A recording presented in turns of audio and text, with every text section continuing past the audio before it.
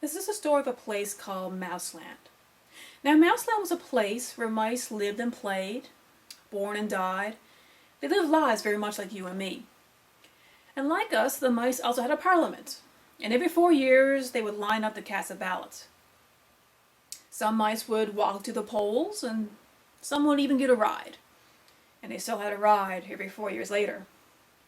Now, the parliament they voted in consisted of big, fat, black cats.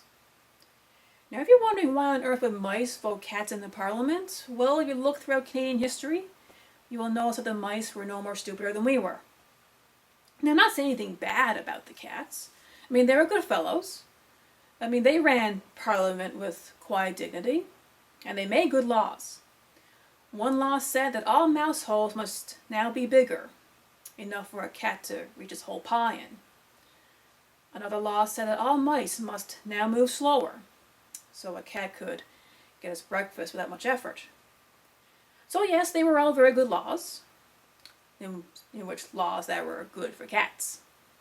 And the mice found life very hard. They said something had to change. So when election time came, they voted out the black cats. They put in the white cats. Now the white cats ran a very good campaign. They said, Mouseland needs more vision. The problem is the mouse holes. They should now be square. And the mice bought into this. But now the square holes were even bigger than the round ones. Now 2 paws can reach inside. And when the mice found life even harder, they voted out the white cats and put the black cats back in. And when things didn't work out, they put the white cats back in. One election, they put in cats that were half white and half black. They call that a coalition. Then they voted in white cats that had black spots. They even voted in cats that sounded like mice, but still ate like a cat. Now the problem isn't what the color of the cat is. It was simply that they were cats. And cats make laws that are good for other cats, not for mice. So in the next election, all the mice lined up to the polls, and they didn't know what to do. And then one mouse that stood out.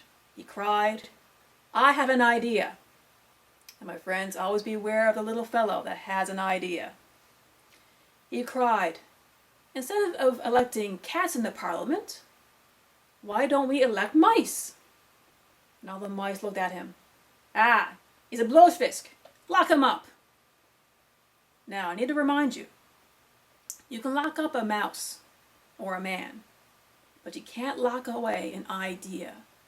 And an idea doesn't just have the potential to change a country, but it can change the world.